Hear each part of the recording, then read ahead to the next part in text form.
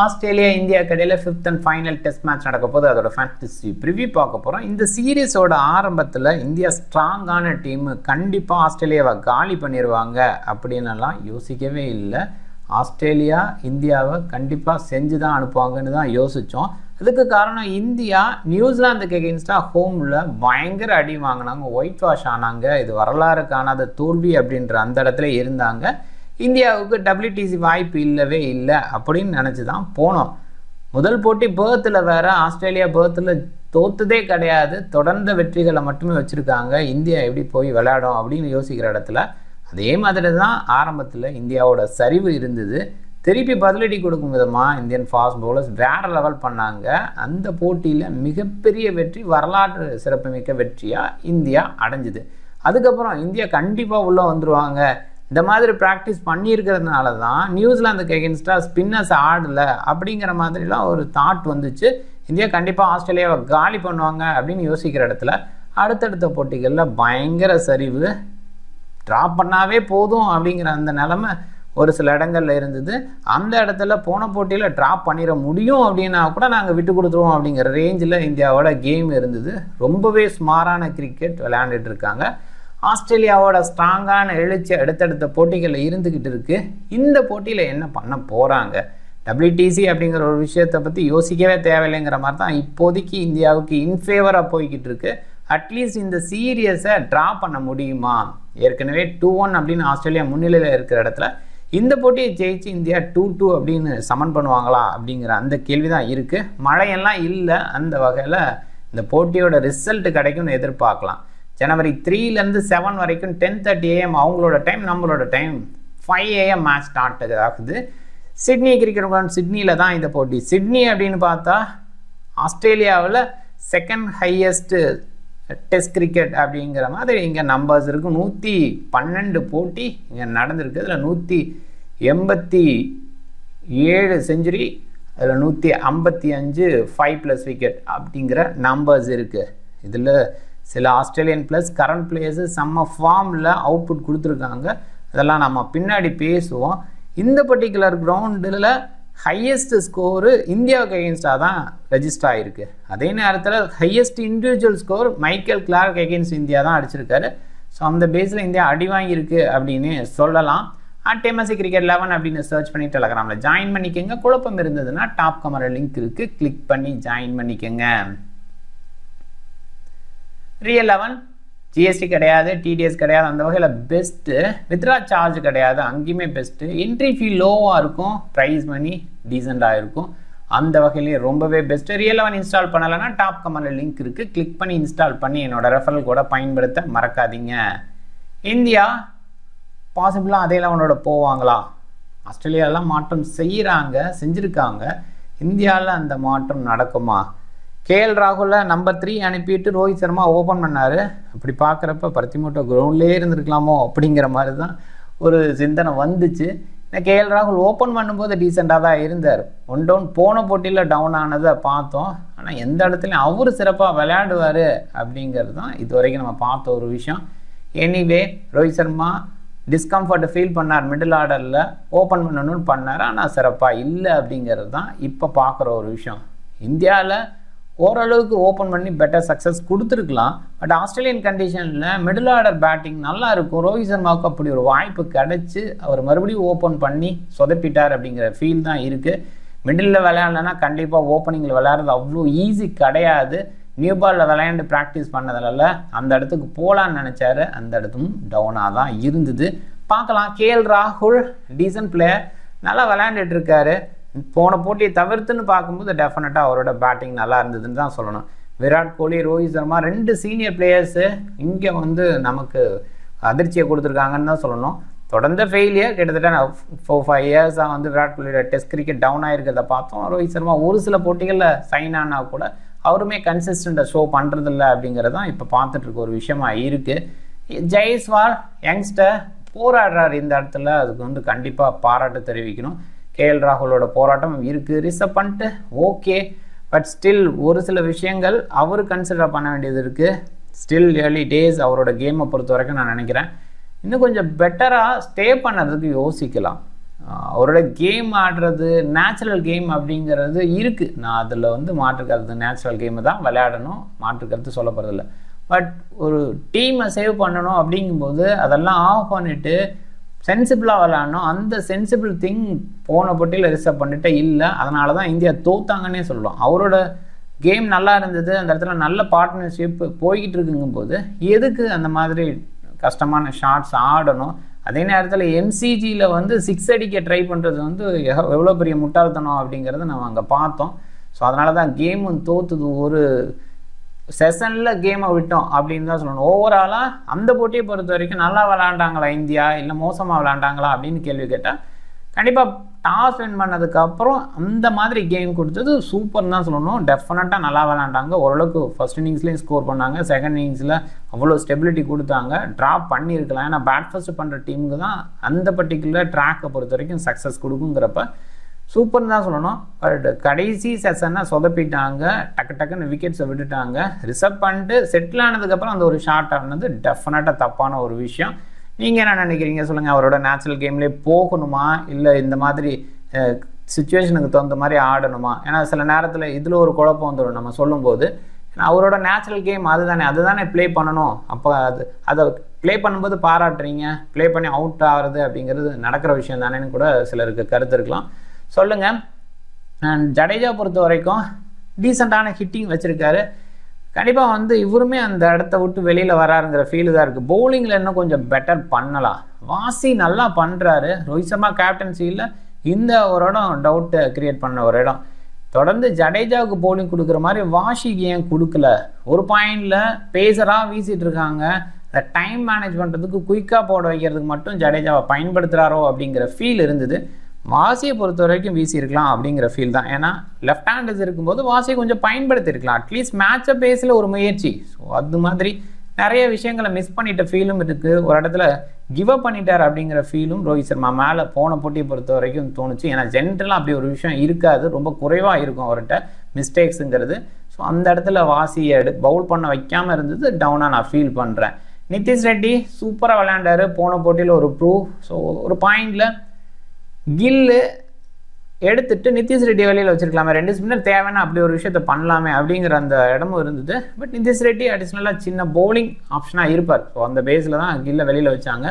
என்ன கேட்டால் விளையாடாமல் இருக்கிற ஒருத்தரை வெளியில் வச்சுட்டு உள்ள கில்லை வச்சிருக்கலாம் அப்படிங்கிற ஃபீல் தான். ஸோ நான் யாரை மீன் பண்ணுறேன்னு புரியும். பட் இருந்தால் கூட தொடர்ந்து அவங்களுக்கு வாய்ப்பு கொடுக்க தான் பார்க்குறாங்க. ஆகாஷ்தீப், பும்ரா, சிராஜ் 3 பேஸை இதே 3 பேஸை வச்சு கண்டினியூ பண்ணுறாங்களா அதை பார்க்கணும். சிராஜை பொறுத்த வரைக்கும் ஓவரால் அந்த விக்கெட் டேக்கிங் பேஸில் இருக்கும்போது டாப் விக்கெட் டேக்கர் லிஸ்ட்டில் இந்த சீரீஸில் இருந்துகிட்டு தான் இருக்கார். பும்ரா தான் வேறு லெவலில் இருக்கார், அதுக்கு அடுத்து அப்படிங்கிற மாதிரி இந்த லிஸ்ட்லாம் இருக்கார். பட் சிராஜ் இன்னுமே பெட்டராக பவுல் பண்ணலாம் அப்படிங்கிற ஃபீலை தான் கொடுக்குறாரு. ஆகாஷ்தீப் அன்லக்கி பர்சன், சூப்பராக பவுல் பண்ணுறாரு, டவுட்டே கிடையாது. என்னை பொறுத்த வரைக்கும் over Siraj Akashdeep best. And new ball வீசும்போது கூட சிராஜ் வந்து ஓல்டு பாலில் நல்லா பண்ணுற மாதிரி நியூ பாலில் பெஸ்ட்டாக பண்ணுறாரு. ஆனால் முன்னாடி நியூ பால் ஸ்பெஷலிஸ்ட்டுன்னு தான் சொல்லுவோம். பட் கண்டிப்பாக சிராஜா ஆகாஷ்தீப்பானா கண்டிப்பாக ஆகாஷ்தீப் தான் பெட்டராக இருக்கார். அந்த ஒரு விஷயத்தில் ஜஸ்பிரீத் பும்ரா ஆகாஷ்தீப் ஓப்பன் பண்ணால் நல்லாயிருக்கும் பவுலிங் பேஸில். அண்டு இங்கே இருக்கிற பேட்டர் பேஸில் யாரையாவது கன்சிடர் பண்ணுறாங்களா பார்த்துக்கணும். ஆஸ்திரேலியா அவங்க 11 அனௌன்ஸ் பண்ணிட்டாங்க. இந்த ஓவரால் லாஜிக்கில் போன போட்டி வின்னிங்கில் முடிஞ்சுது. வின்னிங் காம்பினேஷன் அப்படின்னு போயிருக்கலாம். மிச்சல் மார்ஷ் அந்தளவுக்கு கிரேட்டாக இல்லை, கன்சிஸ்டண்ட்டாக பேட்டிங் பேஸில் ஃபெயிலியர்ஸை கொடுத்துட்ருக்காரு. வியூ வெப்ஸ்டர் நல்லா பண்ணியிருக்காரு டொமஸ்டிக்கில், அவருக்கு ஒரு வாய்ப்பை கொடுக்கலாம் அப்படின்னு கண்டிப்பாக சேஞ்ச் பண்ணலாம் அப்படிங்கிற அந்த ஆங்கிளில் போயிட்டாங்க. இத்தனைக்கும் மிச் மார்ஷு T20 கேப்டன், இந்த டீமுக்கு ரொம்ப முக்கியமான பிளேயர் தான், இருந்தால் கூட ட்ராப் பண்ணலாங்கிற முடிவு பண்ணிட்டாங்க. இன்ஜுரி கன்சர்ன் ஏதாவது ஒரு காரணத்தை கூட சொல்லலாம். But that fine. கண்டிப்பாக வியூ வெப்ஸ்டருக்கு ஒரு வாய்ப்பு கொடுக்கணுங்கிற ஆங்கிளில் போகிறாங்க. ஸோ அது ஒரு நல்ல விஷயமாக நான் பார்க்குறேன். அண்ட் அவர் பவுலிங் ஆப்ஷன்லேயே இருப்பார். ஒரு வேளை செகண்ட் பவுலிங் பண்ணுற மாதிரி ஒரு சுச்சுவேஷன் வந்தது, இல்லை ஃபர்ஸ்ட் பேட் பண்ணுறது, இந்த மாதிரி இடத்துல 4th இன்னிங்ஸ் பவுலிங் அப்படிங்கிற பாயிண்டில் யோசிக்கிறப்ப ஒரு ஸ்பின் பேஸில் ஆஃப் பிரேக் பவுலிங் வெப்ஸ்டரால் கொடுக்க முடியும். அதே நேரத்தில் மீடியம் பேஸ் வேணும்னாலும் மீடியம் பேஸ் வீச முடியும். ஸோ அந்த குவாலிட்டியும் இருக்குது. ஸோ அந்த பேஸில் வியூ வெப்ஸ்டர் நல்ல செலெக்ஷன் நான் பார்க்குறேன். இந்த டீம் பொறுத்த வரைக்கும் போன போட்டியில் கான்ஸ்டாஸு சூப்பரான பேட்டிங் டிஸ்பிளே இனிஷியலாக கொடுத்தாரு. கண்டிப்பாக வந்து நியூ பால் ஆடுறது சிரமமாக இருக்கும், அதில் எந்த மாற்று கருத்தும் இல்லை. அந்த இடத்துல பும்ராவோட பால்ஸ்லாம் வேறு மாதிரி ஹேண்டில் பண்ணார். டிஃப்ரெண்ட் ஷாட்ஸு, T20 மோடு, அது வந்து அக்செப்டபிளாக பார்க்குறேன். அதாவது கேமோட அண்டர்ஸ்டாண்டிங்க்கு அந்த இடம் பெஸ்ட்டாக பண்ணார் அப்படின்னு தான் சொல்லணும். ஏன்னா ஒரு இடத்துல கேம் போகிற மாதிரி இருந்தால் அந்த ஷார்ட் மேக்கிங் அப்படிங்கிறது தவறாக இருக்கலாம். பட் நியூ பாலில் டிஃப்ரெண்ட்டாக அப்ரோச் பண்ணி இந்த பாலோட தன்மையை மாற்றினது கான்ஸ்டாஸாக. அதில் தான் காவாஜாவுக்கும் ஒரு தெளிவு கிடச்சிது. அவருமே ஒரு ஸ்டெபிலிட்டி கொடுத்தாரு. காவாஜா இந்த சீரியஸில் ஒரே ஒரு 50 போன போட்டியில் தான், அதுக்கு முன்னாடி டோட்டலாகவே இல்லை. இந்த வருஷமே அவருக்கான வருஷமாக இல்லை. பட் எஸ்சிஜி அவருக்கான எஸ்சிஜியாக இருந்திருக்கு. அது சிட்னி கிரிக்கெட் கிரவுண்டு இவருக்கான கிரவுண்டாக இருந்திருக்கு. 100க்கு மேலே ஆவரேஜ் வச்சுருக்காரு. செம்மையாக பண்ணியிருக்காரு. 195 நாட் அவுட், 4 முறை நாட் அவுட்லேயே இருந்திருக்காரு. ஸோ அது வந்து பெரிய விஷயம். அண்ட் டாப் ஆர்டரில் சூப்பராக பண்ணியிருக்காரு. இது வரைக்கும் அவர்கிட்ட சக்ஸஸ் பயங்கரமாக இருக்குது. அந்த பேஸில் உஸ்மான் காவாஜா கன்சிடரபிள். கான்ஸ்டாஸ் நல்லா விளையாண்டார். அதை கண்டினியூ பண்ணுவாரா அப்படின்னு பார்க்கணும். இந்த ஷார்ட் மேக்கிங் இந்த இன்னோவேட்டிவாக இருக்கிறதுனால கொஞ்சம் பயமும் இருக்குது. அவர் நார்மலாக ஆடி அதை வந்து கிளிக் பண்ணுறாருன்னா அது வேறு. பட் அதிரடியாக ஆடுறதுனால ஒரு பயமும் இருக்குது. டெஸ்ட் கிரிக்கெட்டுக்கு அது வந்து ஒரு சில நேரங்களில் கிளிக் ஆகும். ஷேவாக் மாதிரி ஆட்கள்லாம் பயங்கரமாக அதில் கிளிக் பண்ணியிருக்காங்க. ஏகப்பட்ட ரன்ஸ் அதிலே தான் அடிச்சிருக்காரு ஷேவாக்கு. இன்னும் சொல்ல போனால் T20 வர்றதுக்கு முன்னாடியே T20 மோடில் ஆடின பிளேயர் அவர். அதெல்லாம் லெஜண்ட் பொசிஷனில் வைக்கணும். ஸோ கான்ஸ்டாஸ் அந்த ஃபார்முலாவை வச்சுருக்காரா அப்படின்றத வர மேட்சஸில் பார்க்கணும். ஒரு போட்டியில் மட்டும் டிசைட் பண்ணிட முடியாது. ஆனால் ஒரு போட்டியில் சென்சேஷனாக இருந்தார். பயங்கர கான்ஃபிடென்ட்டாக இருந்தார். அதுதான் வந்து இந்த ஆஸ்திரேலியனுக்குள்ள ஒரு விஷயமா நான் பார்க்குறேன். ஏன்னா ஒரு போட்டி முதல் போட்டியில் விளையாடும்போது நம்ம வந்து பயந்து போவோம். ஒரு டெபியூட்டண்டாக இருக்கிறவன் பயந்து போவோம். பட் இவரை பொறுத்த வரைக்கும் அப்படிலாம் இல்லை. முதல் போட்டியில் பும்ரா மாதிரி ஆட்களை அடித்தது மட்டும் இல்லை, கிரவுண்டில் பீப்புளை என்டர்டெயின் பண்ணுறதுக்கு நிறைய விஷயங்கள், கை சைகைகள், ஏகப்பட்ட விஷயங்கள் பண்ணிக்கிட்டே இருந்தார். ஸோ அது வந்து ட்ரிகர் ஆகிற மாதிரி ஆப்போனன்ட்ஸுக்கு இருந்தது. நிறைய வகையில் கேம் அவர்கிட்ட வச்சுருந்தார் அப்படின்னு தான் சொல்லணும். Marnus Labuschagne super player. இங்கே பயங்கர சக்ஸஸ்ஃபுல்லாக இருந்திருக்கார். இந்த பர்டிகுலர் கிரவுண்டில் சூப்பர் பிளேயராக இருந்திருக்காரு. தொடர்ந்து இருந்திருக்காரு. சொல்லப்போனால் 6 times 50+ ஒரு செஞ்சுரி அப்படிங்கிறத அடிச்சிருக்கா 10 இன்னிங்ஸில். இந்த ஒரு சக்ஸஸ் அப்படிங்கிறது இவருக்கு இருந்திருக்கு. ஸ்டீவன் ஸ்மித்து ஒரு செஞ்சுரி, அது பெரிய செஞ்சுரியாகவும் இருந்திருக்கு. ஓவராலாக இந்த பிளேயர் லிஸ்ட்டில் கான்ஸ்டாஸ் நியூ பிளேயர்னாலும் இந்த டாப் 4 பயங்கர சக்ஸஸாக இருந்திருக்காங்க எஸ்சிஜியில். டிராவிஸ் ஹெட் டீசன்ட் பிளேயர் இந்த சீரியஸில். இந்த டீமுக்கு பெரிய பலமாக இருந்திருக்காங்க. மற்ற பேட்டர்லாம் அவ்வளோவா இல்லை. ஸ்டீவன் ஸ்மித்து, லாப்ஷன் இப்போ ரீசன்ட் மேட்சஸ்லாம் வந்திருக்காங்க. முதல் 2 போட்டிலாம் ஸ்கோர் பேஸில் ஸ்கோர் போர்டு மூவ் பண்ணுறதுக்கு முக்கியமான காரணமாகவே டிராவிஸ் ஹெட் மட்டும்தான் இருந்தார். மற்ற யாருமே இல்லை. இப்போயுமே ஃபார்ம் பேஸில் காவாஜாவெல்லாம் சொல்ல முடியல. லாப்ஷன் அண்ட் ஸ்டீவ் ஸ்மித்து ஓகேவா வந்துக்கிட்டு இருக்காங்க. டிராவிஸ் ஹெட் ஆஸ்திரேலியா டீமுக்கு கன்சிஸ்டண்டாக இருக்குது. போன போட்டியில் டோட்டலாக ஒரு ஆஃப் பண்ணினாங்க. அது வந்து பெரிய பாசிட்டிவாக இந்தியாவுக்கு நம்ம சொல்லணும். அது மாதிரி ஏதாவது பிளான் வச்சுருக்காங்களா பார்க்கலாம். பியூ வெப்ஸ்டரை பொறுத்த வரைக்கும் ஃபார்ம் பேஸில் டன். அண்ட் அதே நேரத்தில் போலிங்கில் ஒரு சில ஓவர் வேசி விக்கெட் எடுப்பாரான்னு பார்க்கணும். கேரியோட பேட்டிங் ஒரு அண்டர் ரேட்டராக நிறைய டைம் நான் சொல்லியிருக்கேன். பேக்கெண்டில் ஒரு ஸ்டெபிலிட்டி கொடுக்குற டெய்லண்டர்ஸோட விளையாடக்கூடிய ஒரு நல்ல பிளேயராக இருக்கார். இந்த மாதிரி ரொம்ப ரேராக தான் ஒரு சில டீம்ஸுக்கு அமையும். அந்த பேஸில் அலெக்ஸ் காரியா நம்ம டீம் பொறுத்தவரைக்கும் நிதிஷ் ரெட்டி அதை அழகாக பண்ணார். பேட் கம்மின்ஸு சூப்பரான பேட்டிங் டிஸ்பிளே கொடுக்குறாரு. ஒரு பவுலிங் ஒரு பக்கம் நல்லா இருக்குது அப்படின்னா கூட பேட்டிங் வந்து இவர் எடுக்கிற அந்த க்ரூசியல் ரன்ஸ் வந்து நிறைய விஷயங்களை மாற்றுது. அது நல்லாவே பண்ணிகிட்ருக்காரு. மிச்சல் ஸ்டார்க்கு கூடவே ஹேண்டியாக பார்க்கலாம். நம்ம பவுலிங் பேஸில் ஸ்விங் கிடைக்கிற இடத்துல வேறு லெவல், ட்ரை கண்டிஷனில் வேறு மாதிரி அப்படிங்கிற மாதிரி தான் நம்ம ஸ்டார்க்கை பார்க்குறோம். நேத்தன் லைன், ஸ்காட் போலண்டு இவங்களாம் நல்ல பவுலிங் கொடுத்துட்ருக்காங்க. குறிப்பாக எம்சிஜினாவே ஸ்காட் போலண்ட் அப்படிங்கிறத மறுபடியும் ப்ரூவ் பண்ண மாதிரி போன போட்டியில் இருந்தார். 2 டீமுமே பார்த்தா ஓரளவுக்கு ஈக்குவலாக சொல்லலாம். பட் விராட் கோலி, ரோஹித் சர்மா இல்லை அப்படிங்கிற மாதிரி இந்தியா டீம் இருந்துகிட்ருக்கு. இருந்துமே இல்லை அப்படிங்கிற மாதிரி இருக்குது. இப்போ பியூ வெப்ஸ்டர் மாதிரி ஒரு பிளேயரை இன்க்ளூட் பண்ணுறதுக்கு நல்ல பிளேயர்லாம் டக்குன்னு ஆஸ்திரேலியா டிசிஷன் பண்ணி தூக்குறாங்க.